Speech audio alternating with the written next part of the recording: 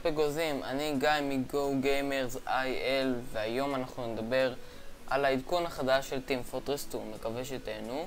בואו נתחיל. קודם כל, יש מפות חדשות במשחק. מה שאתם רואים עכשיו על המסך זאת המפה סויג'ין.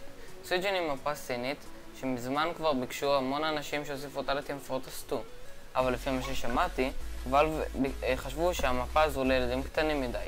ברגע שיצאה המפה, אנשים נורא התלהבו מהמפה. בנוסף, בעדכון זה הוסיפו שיהיה אפשר לראות את האנשים מוקפים בצבע של הקבוצה שלהם, אך את זה אפשר לעשות רק כאשר אתם על מצב ספקטייט, או כאשר אתם מתים. הדבר הבא, והכי משמעותי לדעתי, הוא הסקינים. כן, שמעתם נכון, סקינים. לדעתי, ואלב הוסיפו סקינים ל-Team Fortress 2, מכיוון שזה הצליח להם ב-CSGO. דבר נוסף, הוא שברגע שאתם מחזיקים נשק עם סקין ואתם יכולים ללחוץ F ארוך ולראות את הנשק עם הסקין, ממש כמו ב-CSGO.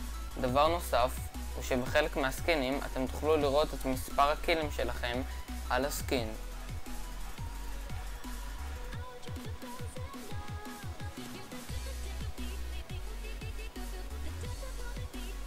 לסיכום, זה אחד האפדייטים הכי גדולים בתולדות ה-Team Fortress 2. אני הייתי גיא מ-Go Gamers IL, מקווה שנהנתם, יאללה ביי.